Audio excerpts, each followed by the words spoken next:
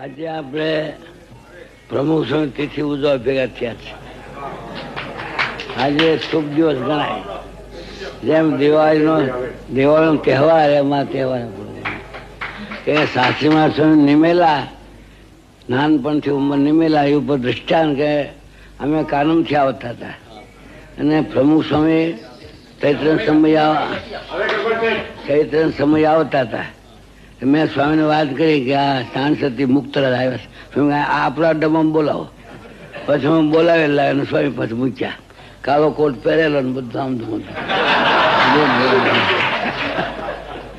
ચોથી અંગ્રેજી ભણતા હતા. સ્વામી પૂછ્યું હજી ભણવું છે? હજી મારે ઇંગ્લિશ ભણવું છે. સ્વામી ભણો પણ રવા દો ને આવી સેવામાં આવી જાઓ. જયારે પહેલા ભણીને આવે સ્ટાર્ટની વાત.